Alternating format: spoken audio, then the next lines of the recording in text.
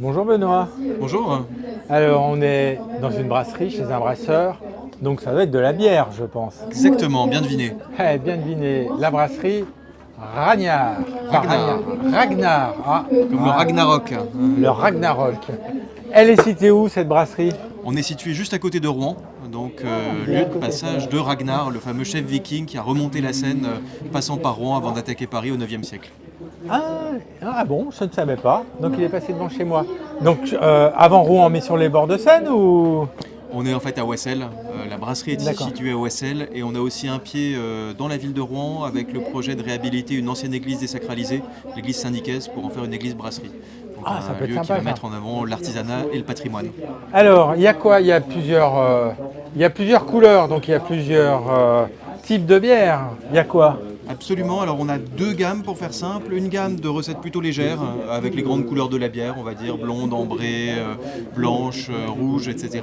Et on a une gamme de recettes un petit peu plus travaillées, qui font référence à des lieux fréquentés par les vikings, avec des styles un peu plus spécifiques et surtout des plantes et des épices qui étaient utilisées à l'époque des vikings.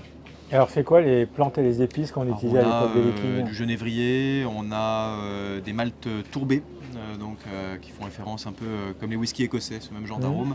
On a des maltes fumées, du sel, donc ça c'est sur une brune qui évoque l'Islande, donc le côté salé de la mer et fumé des volcans. Voilà, on s'amuse un petit peu autour de ces inspirations.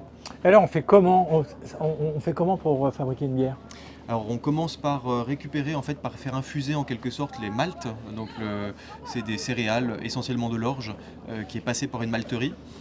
Ça on le fait infuser dans un grand volume d'eau pour en extraire les sucres, Mhm. sucres naturels, qui vont nous permettre ensuite lors de la fermentation de créer l'alcool. Entre-temps, on rajoute le houblon, qui est une spécificité de la bière. C'est une fleur en fait qui apporte Mhm. à la fois de l'amertume et de l'arôme.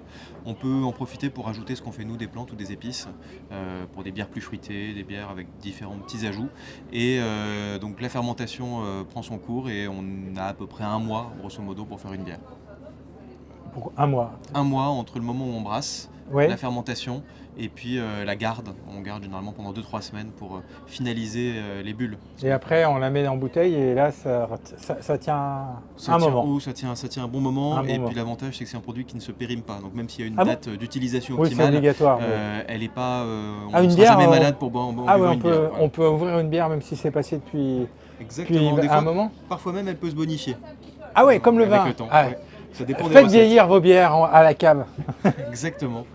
Merci Benoît pour ce voyage dans la bière et retrouvez-nous sur le marché des Léopards jusqu'à demain soir lundi au parc de la région Normandie à l'Abbaye aux Dames au-dessus du port de Caen. Merci. Merci à vous.